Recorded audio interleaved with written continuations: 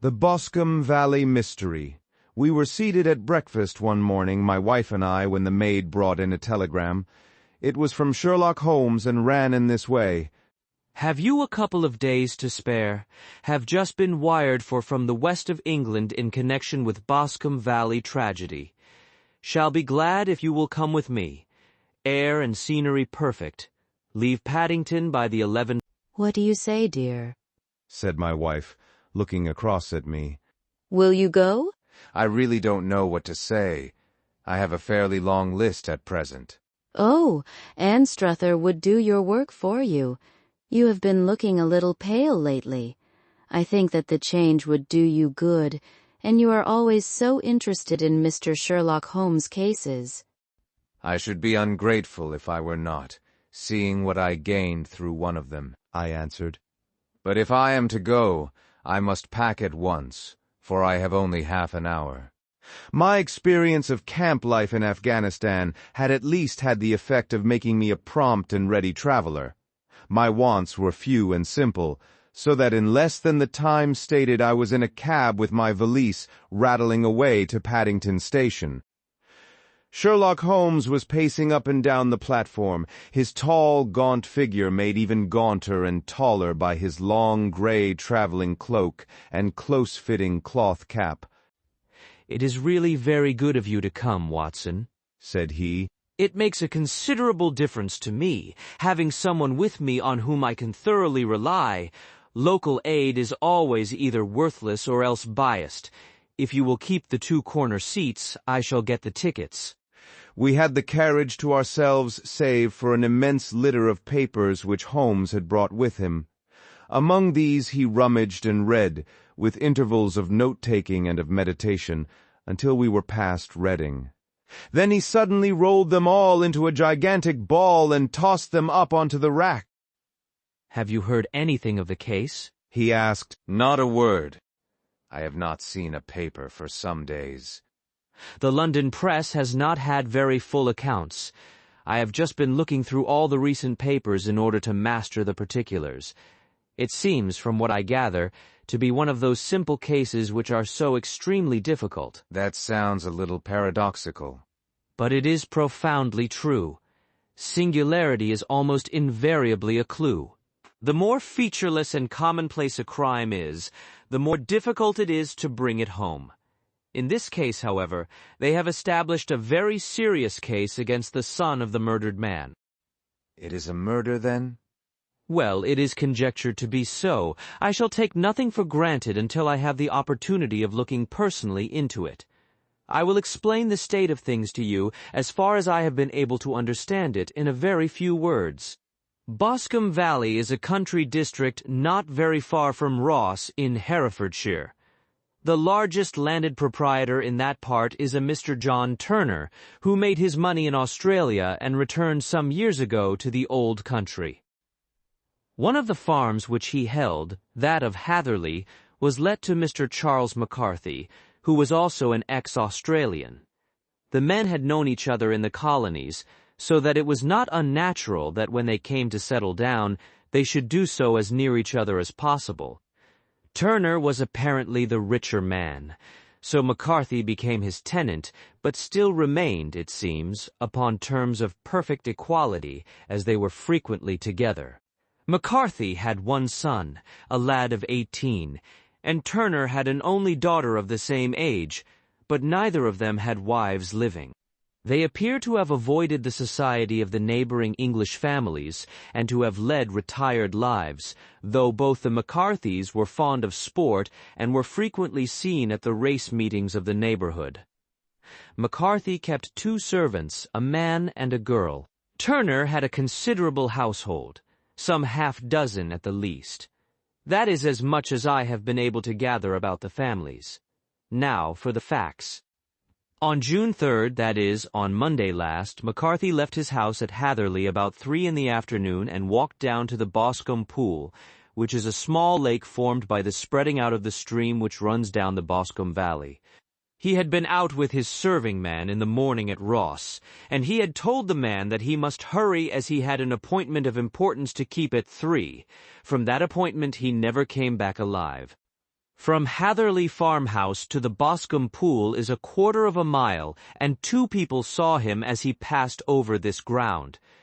One was an old woman whose name is not mentioned, and the other was William Crowder, a gamekeeper in the employ of Mr. Turner. Both these witnesses depose that Mr. McCarthy was walking alone. The gamekeeper adds that within a few minutes of his seeing Mr. McCarthy pass, he had seen his son, Mr. James McCarthy, going the same way with a gun under his arm. To the best of his belief, the father was actually in sight at the time, and the son was following him. He thought no more of the matter until he heard in the evening of the tragedy that had occurred. The 2 McCarthys were seen after the time when William Crowder, the gamekeeper, lost sight of them. The Boscombe Pool is thickly wooded round, with just a fringe of grass and of reeds round the edge. A girl of 14, Patience Moran, who is the daughter of the lodgekeeper of the Boscombe Valley estate, was in one of the woods picking flowers. She states that while she was there she saw, at the border of the wood and close by the lake, Mr. McCarthy and his son, and that they appeared to be having a violent quarrel. She heard Mr. McCarthy the elder using very strong language to his son, and she saw the latter raise up his hand as if to strike his father. She was so frightened by their violence that she ran away and told her mother when she reached home that she had left the 2 McCarthys quarreling near Boscombe Pool, and that she was afraid that they were going to fight. She had hardly said the words when young Mr. McCarthy came running up to the lodge to say that he had found his father dead in the wood, and to ask for the help of the lodgekeeper. He was much excited, without either his gun or his hat, and his right hand and sleeve were observed to be stained with fresh blood. On following him, they found the dead body stretched out upon the grass beside the pool. The head had been beaten in by repeated blows of some heavy and blunt weapon. The injuries were such as might very well have been inflicted by the butt end of his son's gun, which was found lying on the grass within a few paces of the body. Under these circumstances, the young man was instantly arrested, and a verdict of willful murder having been returned at the inquest on Tuesday, he was on Wednesday brought before the magistrates at Ross, who have referred the case to the next assizes. Those are the main facts of the case as they came out before the coroner and the police court. I could hardly imagine a more damning case, I remarked. If ever circumstantial evidence pointed to a criminal, it does so here.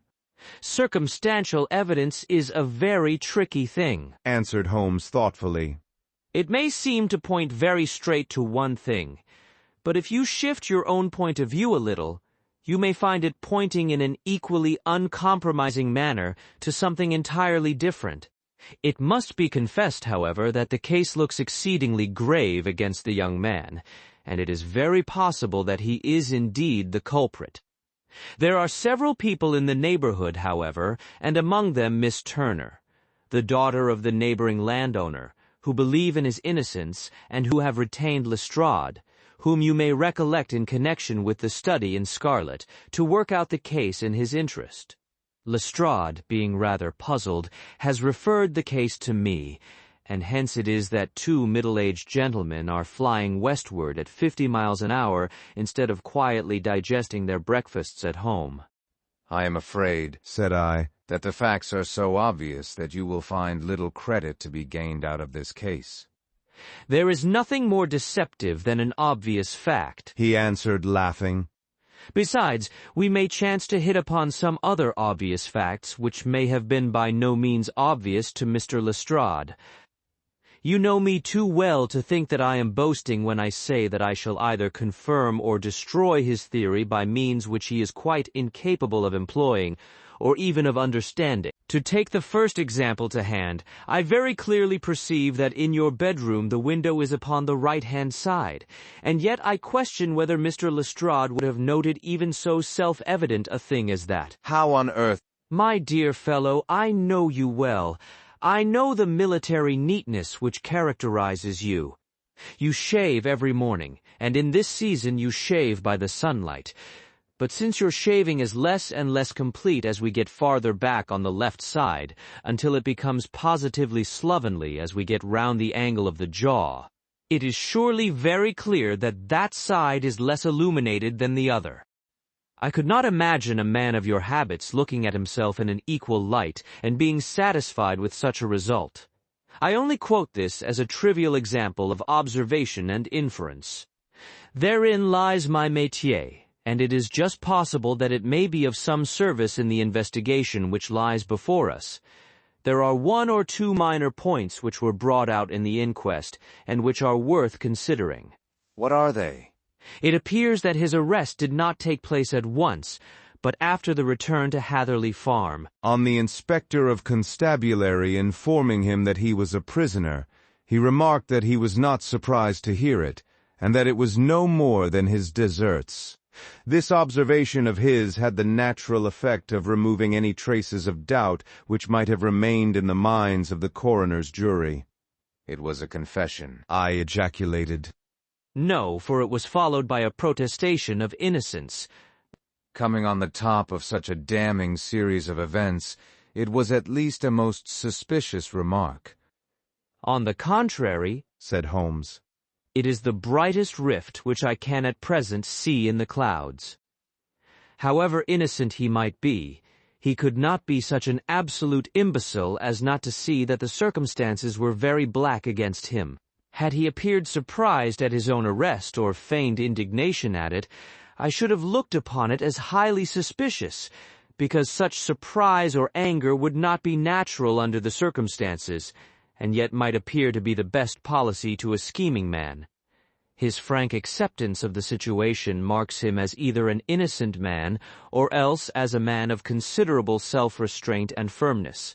As to his remark about his deserts, it was also not unnatural if you consider that he stood beside the dead body of his father, and that there is no doubt that he had that very day so far forgotten his filial duty as to bandy words with him, and even, according to the little girl whose evidence is so important, to raise his hand as if to strike him. The self-reproach and contrition which are displayed in his remark appear to me to be the signs of a healthy mind rather than of a guilty one. I shook my head.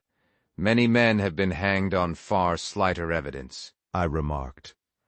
So they have, and many men have been wrongfully hanged. What is the young man's own account of the matter? It is, I am afraid, not very encouraging to his supporters, though there are 1 or 2 points in it which are suggestive. You will find it here, and may read it for yourself. He picked out from his bundle a copy of the local Herefordshire paper, and having turned down the sheet, he pointed out the paragraph in which the unfortunate young man had given his own statement of what had occurred. I settled myself down in the corner of the carriage and read it very carefully. It ran in this way. Mr. James McCarthy, the only son of the deceased, was then called and gave evidence as follows. I had been away from home for 3 days at Bristol, and had only just returned upon the morning of last Monday, the 3rd. My father was absent from home at the time of my arrival, and I was informed by the maid that he had driven over to Ross with John Cobb, the groom. Shortly after my return, I heard the wheels of his trap in the yard, and looking out of my window, I saw him get out and walk rapidly out of the yard, though I was not aware in which direction he was going. I then took my gun and strolled out in the direction of the Boscombe Pool, with the intention of visiting the rabbit warren which is upon the other side. On my way, I saw William Crowder, the gamekeeper, as he had stated in his evidence, but he is mistaken in thinking that I was following my father. I had no idea that he was in front of me. When about 100 yards from the pool, I heard a cry of "Cooee," which was a usual signal between my father and myself. I then hurried forward and found him standing by the pool. He appeared to be much surprised at seeing me and asked me rather roughly what I was doing there. A conversation ensued which led to high words and almost to blows, for my father was a man of a very violent temper. Seeing that his passion was becoming ungovernable, I left him and returned towards Hatherley farm. I had not gone more than 150 yards, however, when I heard a hideous outcry behind me, which caused me to run back again. I found my father expiring upon the ground, with his head terribly injured. I dropped my gun and held him in my arms, but he almost instantly expired.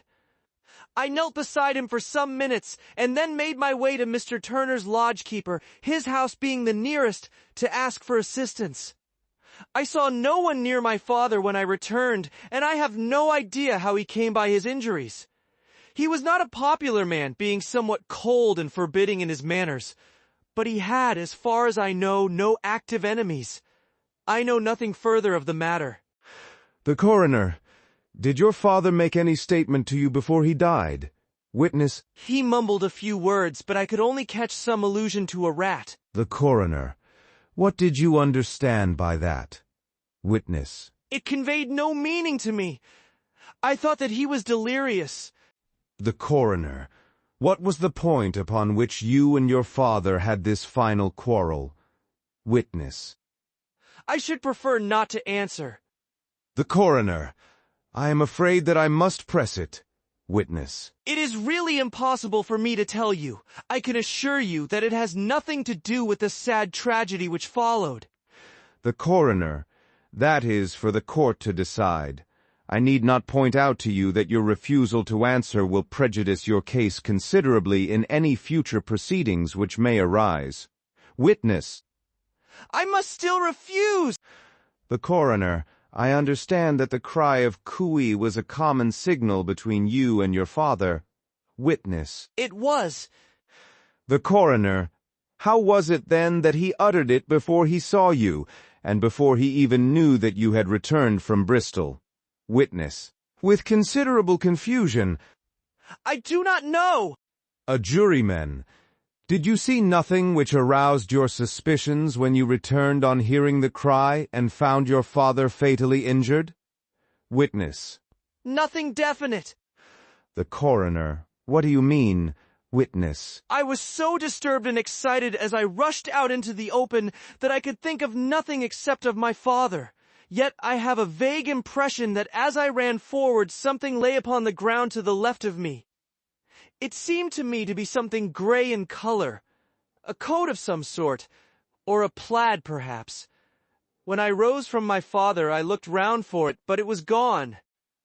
Do you mean that it disappeared before you went for help? Yes, it was gone. You cannot say what it was? No. I had a feeling something was there.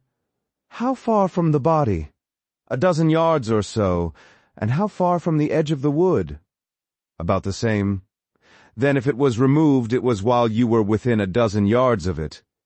Yes, but with my back towards it. This concluded the examination of the witness. Mr. James McCarthy, the only son of the deceased, was then called and gave evidence as follows.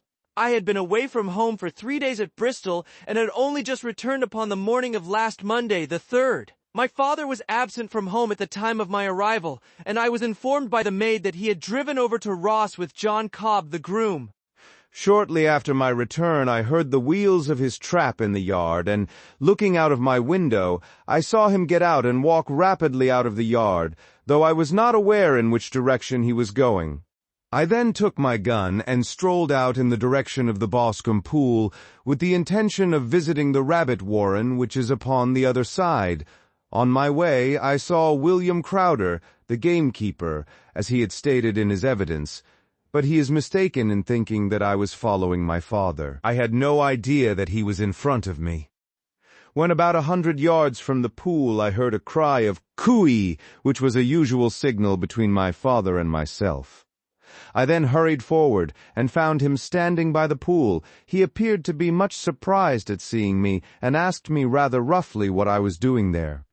A conversation ensued which led to high words and almost to blows, for my father was a man of a very violent temper. Seeing that his passion was becoming ungovernable, I left him and returned towards Hatherley farm. I had not gone more than 150 yards, however, when I heard a hideous outcry behind me, which caused me to run back again. I found my father expiring upon the ground, with his head terribly injured. I dropped my gun and held him in my arms, but he almost instantly expired. I knelt beside him for some minutes, and then made my way to Mr. Turner's lodge-keeper, his house being the nearest, to ask for assistance. I saw no one near my father when I returned, and I have no idea how he came by his injuries. He was not a popular man, being somewhat cold and forbidding in his manners, but he had, as far as I know, no active enemies. I know nothing further of the matter. The coroner, did your father make any statement to you before he died? Witness. He mumbled a few words, but I could only catch some allusion to a rat.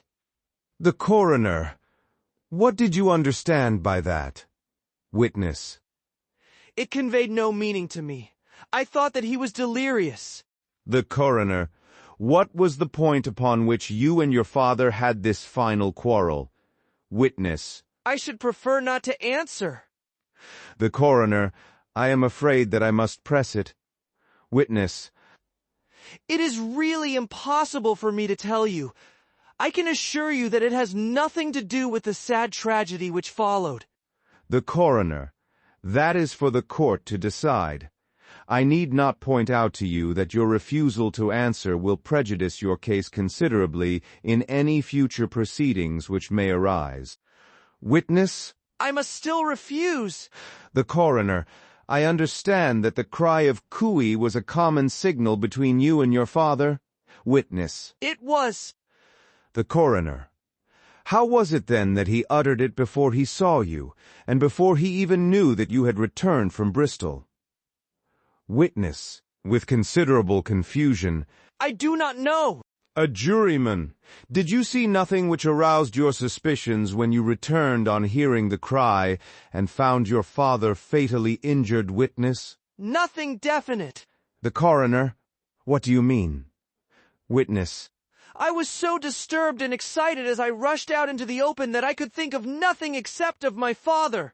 Yet I have a vague impression that as I ran forward, something lay upon the ground to the left of me. It seemed to me to be something gray in color, a coat of some sort, or a plaid, perhaps. When I rose from my father, I looked round for it, but it was gone. Do you mean that it disappeared before you went for help? Yes, it was gone. You cannot say what it was. No! I had a feeling something was there. How far from the body? 12 yards or so. And how far from the edge of the wood? About the same. Then, if it was removed, it was while you were within 12 yards of it? Yes, but with my back towards it. This concluded the examination of the witness. I see, said I, as I glanced down the column, that the coroner in his concluding remarks was rather severe upon young McCarthy. He calls attention, and with reason, to the discrepancy about his father having signaled to him before seeing him, also to his refusal to give details of his conversation with his father, and his singular account of his father's dying words. They are all, as he remarks, very much against the son. Holmes laughed softly to himself and stretched himself out upon the cushioned seat. Both you and the coroner have been at some pains, said he, to single out the very strongest points in the young man's favor. Don't you see that you alternately give him credit for having too much imagination and too little? Too little if he could not invent a cause of quarrel which would give him the sympathy of the jury, too much if he evolved from his own inner consciousness anything so outre as a dying reference to a rat and the incident of the vanishing cloth. No, sir, I shall approach this case from the point of view that what this young man says is true, and we shall see whither that hypothesis will lead us. And now here is my pocket Petrarch, and not another word shall I say of this case until we are on the scene of action. We lunch at Swindon, and I see that we shall be there in 20 minutes. It was nearly 4 o'clock when we at last, after passing through the beautiful Stroud Valley and over the broad gleaming Severn, found ourselves at the pretty little country town of Ross. A lean, ferret-like man, furtive and sly-looking, was waiting for us upon the platform. In spite of the light brown dustcoat and leather leggings which he wore in deference to his rustic surroundings, I had no difficulty in recognizing Lestrade of Scotland Yard. With him we drove to the Hereford Arms, where a room had already been engaged for us. "I have ordered a carriage," said Lestrade, as we sat over a cup of tea. "I knew your energetic nature, and that you would not be happy until you had been on the scene of the crime." It was very nice and complimentary of you, Holmes answered. It is entirely a question of barometric pressure. Lestrade looked startled. "I do not quite follow," he said. How was the glass? 29, I see. No wind, and not a cloud in the sky. I have a case full of cigarettes here which need smoking, and the sofa is very much superior to the usual country hotel abomination. I do not think that it is probable that I shall use the carriage tonight. Lestrade laughed indulgently. "You have, no doubt, already formed your conclusions from the newspapers," he said. "The case is as plain as a pikestaff, and the more one goes into it, the plainer it becomes. Still, of course, one can't refuse a lady, and such a very positive one, too. She has heard of you, and would have your opinion, though I repeatedly told her that there was nothing which you could do which I had not already done. Why, bless my soul, here is her carriage at the door." He had hardly spoken before there rushed into the room one of the most lovely young women that I have ever seen in my life.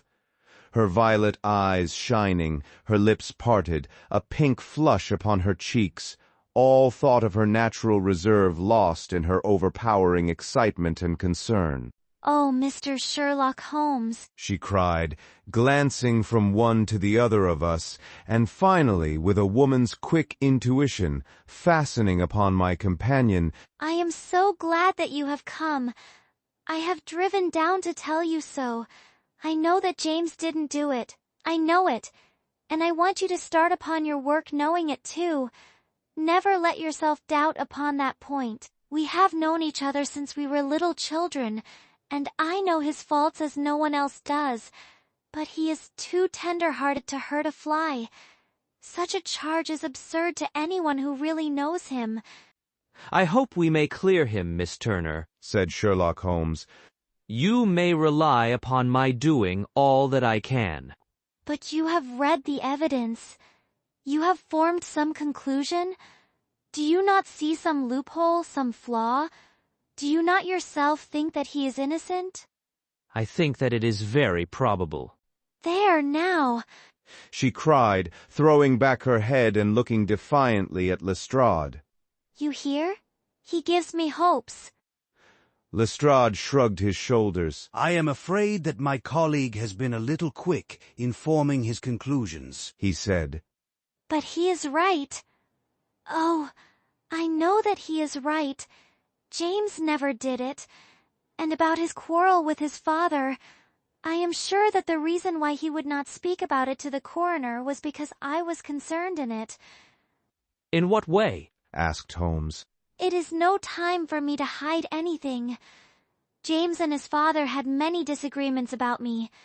Mr. McCarthy was very anxious that there should be a marriage between us. James and I have always loved each other as brother and sister, but of course he is young and has seen very little of life yet, and well, he naturally did not wish to do anything like that yet. So there were quarrels, and this, I am sure, was one of them." "And your father?" asked Holmes. "Was he in favor of such a union?" "No, he was averse to it also. No one but Mr. McCarthy was in favor of it." A quick blush passed over her fresh young face as Holmes shot one of his keen, questioning glances at her. "Thank you for this information," said he.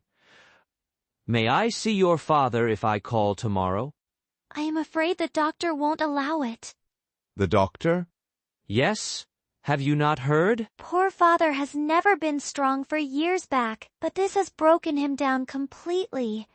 He has taken to his bed, and Dr. Willows says that he is a wreck, and that his nervous system is shattered. Mr. McCarthy was the only man alive who had known Dad in the old days in Victoria.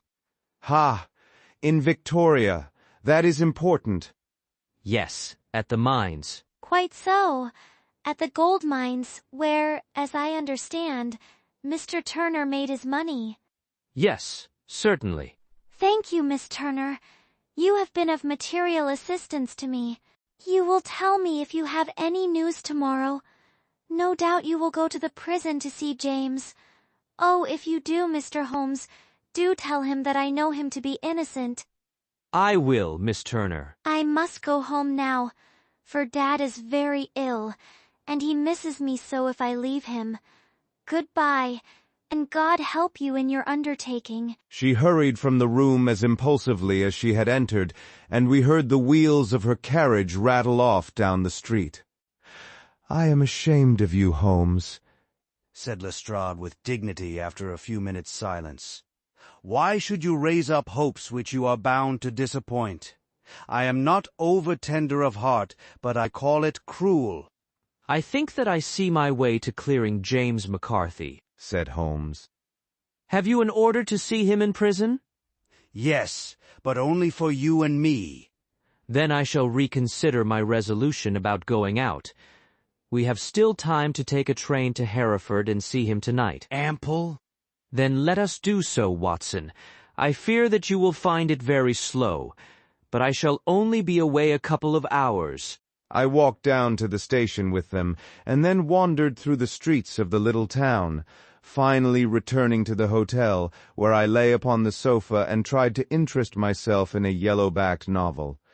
The puny plot of the story was so thin, however, when compared to the deep mystery through which we were groping, and I found my attention wander so continually from the fiction to the fact that I at last flung it across the room and gave myself up entirely to a consideration of the events of the day.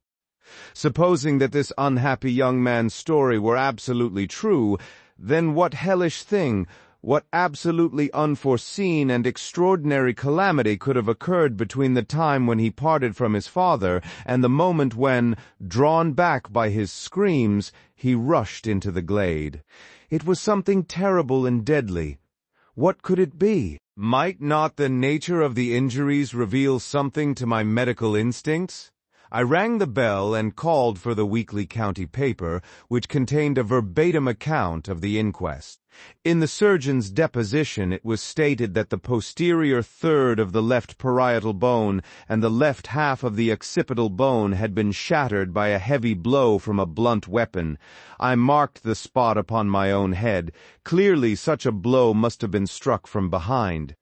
That was to some extent in favor of the accused, as when seen quarreling he was face to face with his father. Still, it did not go for very much, for the older man might have turned his back before the blow fell. Still, it might be worth while to call Holmes' attention to it. Then there was the peculiar dying reference to a rat. What could that mean? It could not be delirium. A man dying from a sudden blow does not commonly become delirious. No, it was more likely to be an attempt to explain how he met his fate. But what could it indicate? I cudgelled my brains to find some possible explanation. And then the incident of the grey cloth seen by young McCarthy. If that were true, the murderer must have dropped some part of his dress, presumably his overcoat, in his flight, and must have had the hardihood to return and to carry it away at the instant when the son was kneeling with his back turned not a dozen paces off. What a tissue of mysteries and improbabilities the whole thing was! I did not wonder at Lestrade's opinion, and yet I had so much faith in Sherlock Holmes' insight that I could not lose hope as long as every fresh fact seemed to strengthen his conviction of young McCarthy's innocence. It was late before Sherlock Holmes returned. He came back alone, for Lestrade was staying in lodgings in the town. The glass still keeps very high, he remarked as he sat down. It is of importance that it should not rain before we are able to go over the ground. On the other hand, a man should be at his very best and keenest for such nice work as that, and I did not wish to do it when fagged by a long journey. I have seen young McCarthy. And what did you learn from him? Nothing. Could he throw no light? None at all. I was inclined to think at one time that he knew who had done it and was screening him or her, but I am convinced now that he is as puzzled as everyone else. He is not a very quick-witted youth, though comely to look at and, I should think, sound at heart. I cannot admire his taste, I remarked, if it is indeed a fact that he was averse to a marriage with so charming a young lady as this Miss Turner. Ah, thereby hangs a rather painful tale. This fellow is madly, insanely in love with her, but some 2 years ago, when he was only a lad, and before he really knew her, for she had been away 5 years at a boarding school, what does the idiot do but get into the clutches of a barmaid in Bristol and marry her at a registry office? No one knows a word of the matter, but you can imagine how maddening it must be to him to be upbraided for not doing what he would give his very eyes to do, but what he knows to be absolutely impossible. It was sheer frenzy of this sort which made him throw his hands up into the air when his father, at their last interview, was goading him on to propose to Miss Turner. On the other hand, he had no means of supporting himself, and his father, who was by all accounts a very hard man, would have thrown him over utterly had he known the truth. It was with his barmaid wife that he had spent the last 3 days in Bristol, and his father did not know where he was. Mark that point. It is of importance. Good has come out of evil, however, for the barmaid, finding from the papers that he is in serious trouble and likely to be hanged, has thrown him over utterly, and has written to him to say that she has a husband already in the Bermuda dockyard, so that there is really no tie between them. I think that that bit of news has consoled young McCarthy for all that he has suffered. But if he is innocent, who has done it? Ah! Who? I would call your attention very particularly to 2 points. One is that the murdered man had an appointment with someone at the pool, and that the someone could not have been his son, for his son was away, and he did not know when he would return. The second is that the murdered man was heard to cry "Cooee" before he knew that his son had returned. Those are the crucial points upon which the case depends. And now let us talk about George Meredith, if you please, and we shall leave all minor matters until tomorrow. There was no rain, as Holmes had foretold, and the morning broke bright and cloudless. At 9 o'clock Lestrade called for us with the carriage, and we set off for Hatherley Farm and the Boscombe Pool. "There is serious news this morning," Lestrade observed. "It is said that Mr. Turner of the Hall is so ill that his life is despaired of." An elderly man, I presume? Said Holmes. "About 60, but his constitution has been shattered by his life abroad, and he has been in failing health for some time. This business has had a very bad effect upon him. He was an old friend of McCarthy's, and I may add, a great benefactor to him, for I have learned that he gave him Hatherley Farm rent-free." Indeed, that is interesting, said Holmes. "Oh, yes, in 100 other ways he has helped him. Everybody about here speaks of his kindness to him." Really? Does it not strike you as a little singular that this McCarthy, who appears to have had little of his own, and to have been under such obligations to Turner, should still talk of marrying his son to Turner's daughter, who is presumably heiress to the estate, and that in such a very cocksure manner, as if it were merely a case of a proposal and all else would follow? It is the more strange, since we know that Turner himself was averse to the idea. The daughter told us as much. Do you not deduce something from that? "We have got to the deductions and the inferences," said Lestrade, winking at me. "I find it hard enough to tackle facts, Holmes, without flying away after theories and fancies." You are right, said Holmes demurely. You do find it very hard to tackle the facts. "Anyhow, I have grasped one fact which you seem to find it difficult to get hold of," replied Lestrade with some warmth. And that is? "That McCarthy Sr. met his death from McCarthy Jr., and that all theories to the contrary are the merest moonshine." Well, moonshine is a brighter thing than fog, said Holmes, laughing. But I am very much mistaken if this is not Hatherley Farm upon the left. Yes, that is it. It was a widespread, comfortable-looking building, 2-storied, slate-roofed, with great yellow blotches of lichen upon the grey walls.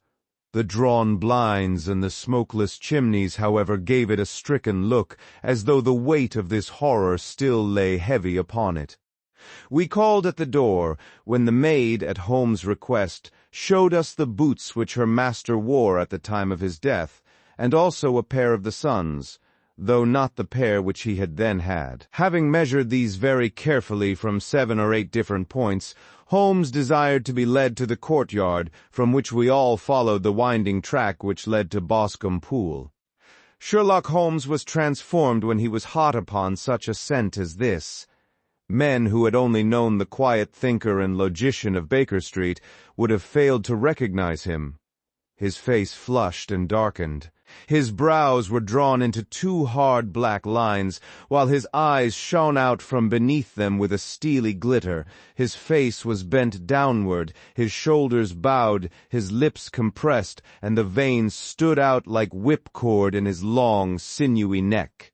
His nostrils seemed to dilate with a purely animal lust for the chase, and his mind was so absolutely concentrated upon the matter before him that a question or remark fell unheeded upon his ears, or at the most only provoked a quick, impatient snarl in reply. Swiftly and silently he made his way along the track which ran through the meadows, and so by way of the woods to the Boscombe Pool. It was damp, marshy ground, as is all that district, and there were marks of many feet, both upon the path and amid the short grass which bounded it on either side. Sometimes Holmes would hurry on, sometimes stop dead, and once he made quite a little detour into the meadow. Lestrade and I walked behind him, the detective indifferent and contemptuous, while I watched my friend with the interest which sprang from the conviction that every one of his actions was directed towards a definite end. The Boscombe Pool, which is a little reed-girt sheet of water some 50 yards across, is situated at the boundary between the Hatherley farm and the private park of the wealthy Mr. Turner. Above the woods which lined it upon the farther side we could see the red jutting pinnacles which marked the site of the rich landowner's dwelling. On the Hatherley side of the pool the woods grew very thick, and there was a narrow belt of sodden grass 20 paces across between the edge of the trees and the reeds which lined the lake. Lestrade showed us the exact spot at which the body had been found, and indeed so moist was the ground that I could plainly see the traces which had been left by the fall of the stricken man. To Holmes, as I could see by his eager face and peering eyes, very many other things were to be read upon the trampled grass. He ran round, like a dog who was picking up a scent, and then turned upon my companion. "What did you go into the pool for?" he asked. "I fished about with a rake. I thought there might be some weapon or other trace. But how on earth—" "Oh, tut, tut! I have no time. That left foot of yours with its inward twist is all over the place. A mole could trace it, and there it vanishes among the reeds. Oh, how simple it would all have been had I been here before they came like a herd of buffalo and wallowed all over it. Here is where the party with the lodge-keeper came, and they have covered all tracks for 6 or 8 feet round the body. But here are 3 separate tracks of the same feet." He drew out a lens and lay down upon his waterproof to have a better view, talking all the time rather to himself than to us. "These are young McCarthy's feet. Twice he was walking, and once he ran swiftly so that the soles are deeply marked and the heels hardly visible. That bears out his story. He ran when he saw his father on the ground. Then here are the father's feet as he paced up and down. What is this, then? It is the butt end of the gun as the son stood listening. And this? Ha ha! What have we here? Tiptoes! Tiptoes, square too, quite unusual boots. They come, they go, they come again. Of course that was for the cloak. Now where did they come from?" He ran up and down, sometimes losing, sometimes finding the track until we were well within the edge of the wood and under the shadow of a great beech, the largest tree in the neighborhood. Holmes traced his way to the farther side of this and lay down once more upon his face with a little cry of satisfaction. For a long time he remained there, turning over the leaves and dried sticks, gathering up what seemed to me to be dust into an envelope, and examining with his lens not only the ground but even the bark of the tree as far as he could reach. A jagged stone was lying among the moss, and this also he carefully examined and retained. Then he followed a pathway through the wood until he came to the high road, where all traces were lost. "It has been a case of considerable interest," he remarked, returning to his natural manner. "I fancy that this grey house on the right must be the lodge. I think that I will go in and have a word with Moran, and perhaps write a little note. Having done that, we may drive back to our luncheon. You may walk to the cab, and I shall be with you presently." It was about 10 minutes before we regained our cab and drove back into Ross, Holmes still carrying with him the stone which he had picked up in the wood. "This may interest you, Lestrade," he remarked, holding it out. "The murder was done with it." I see no marks. "There are none." How do you know, then? "The grass was growing under it. It had only lain there a few days. There was no sign of a place whence it had been taken. It corresponds with the injuries. There is no sign of any other weapon." And the murderer? "Is a tall man, left-handed, limps with the right leg, wears thick-soled shooting boots and a grey cloak, smokes Indian cigars, uses a cigar holder, and carries a blunt penknife in his pocket. There are several other indications, but these may be enough to aid us in our search." Lestrade laughed. I am afraid that I am still a skeptic, he said. Theories are all very well, but we have to deal with a hard-headed British jury. "Nous verrons," answered Holmes calmly. "You work your own method, and I shall work mine. I shall be busy this afternoon, and shall probably return to London by the evening train." And leave your case unfinished? "No, finished." But the mystery? "It is solved." Who was the criminal, then? "The gentleman I describe." But who is he? "Surely it would not be difficult to find out. This is not such a populous neighborhood." Lestrade shrugged his shoulders. I am a practical man, he said, and I really cannot undertake to go about the country looking for a left-handed gentleman with a game leg. I should become the laughingstock of Scotland Yard. "All right," said Holmes quietly. "I have given you the chance. Here are your lodgings. Goodbye. I shall drop you a line before I leave." Having left Lestrade at his rooms, we drove to our hotel, where we found lunch upon the table. Holmes was silent and buried in thought with a pained expression upon his face, as one who finds himself in a perplexing position. "Look here, Watson," he said when the cloth was cleared. "Just sit down in this chair and let me preach to you for a little. I don't know quite what to do, and I should value your advice. Light a cigar and let me expound." Pray do so. "Well now, in considering this case, there are 2 points about young McCarthy's narrative which struck us both instantly, although they impressed me in his favor and you against him. One was the fact that his father should, according to his account, cry Cooee before seeing him. The other was his singular dying reference to a rat. He mumbled several words, you understand, but that was all that caught the son's ear. Now from this double point our research must commence, and we will begin it by presuming that what the lad says is absolutely true." What of this Cooee, then? "Well, obviously it could not have been meant for the son. The son, as far as he knew, was in Bristol. It was mere chance that he was within earshot. The Cooee was meant to attract the attention of whoever it was that he had the appointment with. But Cooee is a distinctly Australian cry, and one which is used between Australians. there is a strong presumption that the person whom McCarthy expected to meet him at Boscombe Pool was someone who had been in Australia. What of the rat, then? Sherlock Holmes took a folded paper from his pocket and flattened it out on the table. This is a map of the colony of Victoria, he said. I wired to Bristol for it last night. He put his hand over part of the map. What do you read? Arat. I read. And now? He raised his hand. Ballarat. Quite so. That was the word the man uttered, and of which his son only caught the last two syllables. He was trying to utter the name of his murderer.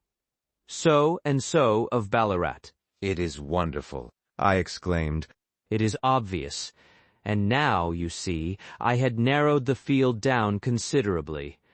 The possession of a grey garment was a third point which, granting the son's statement to be correct, was a certainty.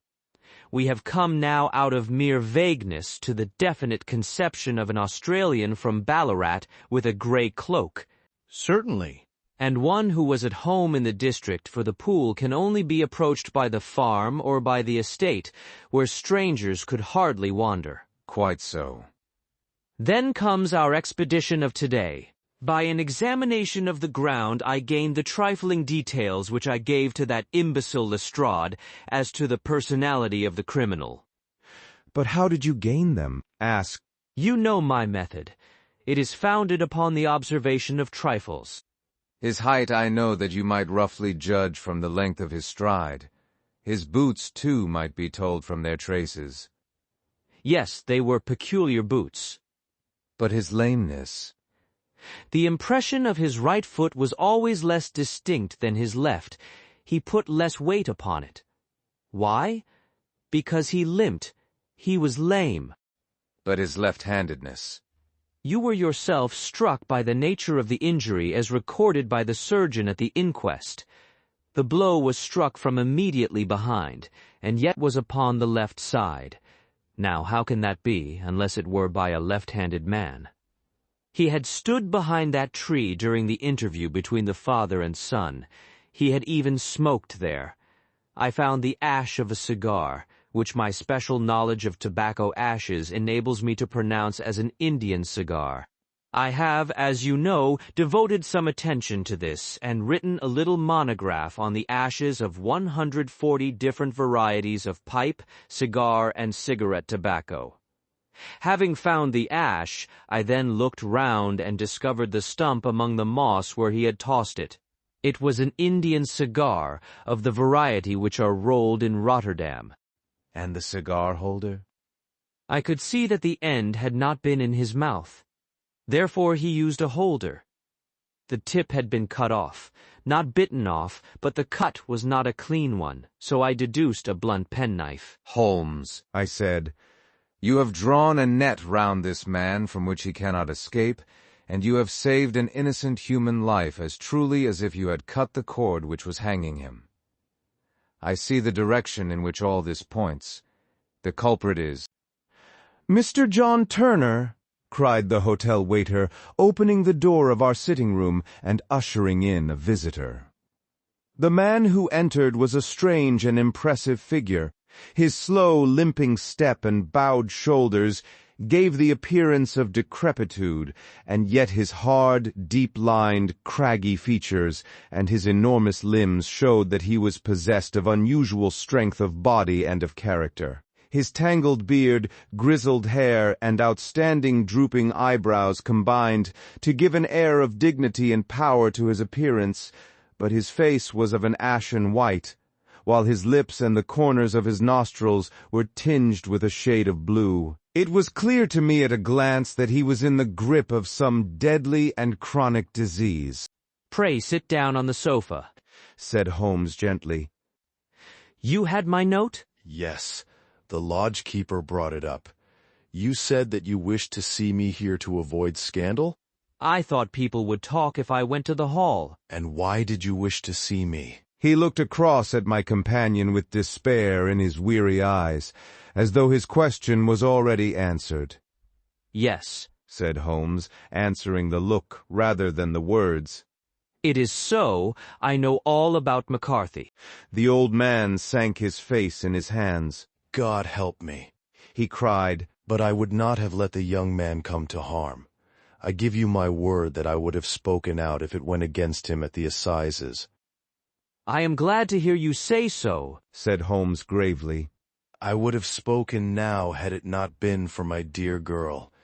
It would break her heart. It will break her heart when she hears that I am arrested. It may not come to that, said Holmes. What? I am no official agent. I understand that it was your daughter who required my presence here, and I am acting in her interests. Young McCarthy must be got off, however. I am a dying man, said old Turner.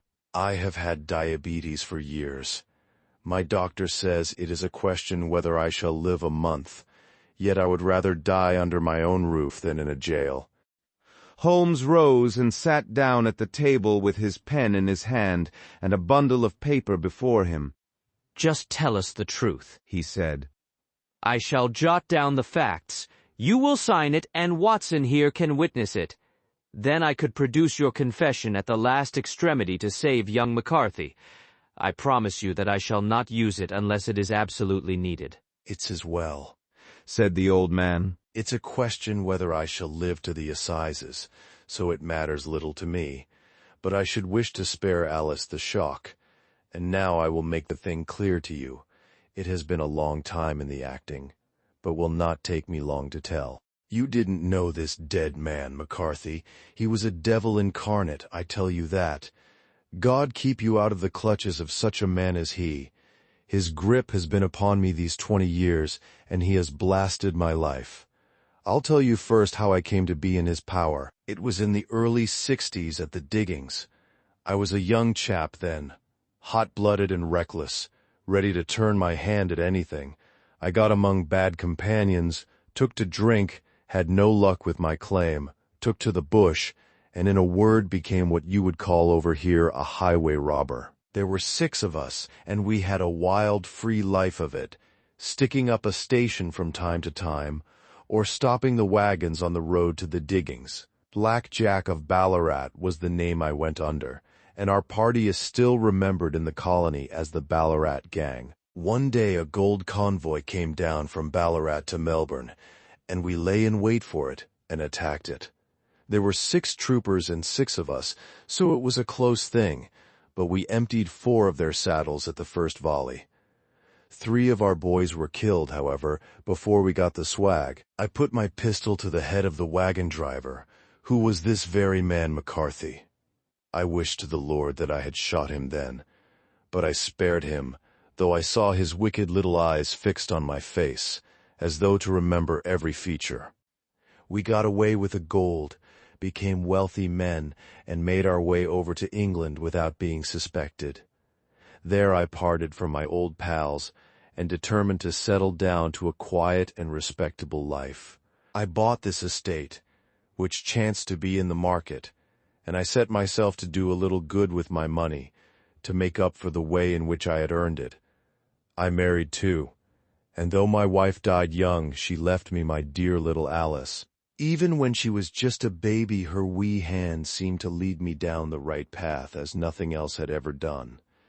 In a word, I turned over a new leaf and did my best to make up for the past. All was going well when McCarthy laid his grip upon me. I had gone up to town about an investment, and I met him in Regent Street with hardly a coat to his back or a boot to his foot. "Here we are, Jack," says he, touching me on the arm. "We'll be as good as a family to you. There's 2 of us, me and my son, and you can have the keeping of us. If you don't, it's a fine law-abiding country as England, and there's always a policeman within hail." Well, down they came to the West Country. There was no shaking them off, and there they have lived rent-free on my best land ever since. There was no rest for me, no peace, no forgetfulness. Turn where I would, there was his cunning, grinning face at my elbow. It grew worse as Alice grew up, for he soon saw I was more afraid of her knowing my past than of the police.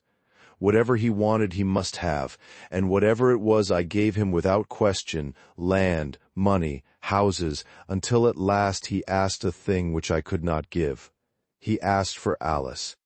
His son, you see, had grown up, and so had my girl, and as I was known to be in weak health, it seemed a fine stroke to him that his lad should step into the whole property.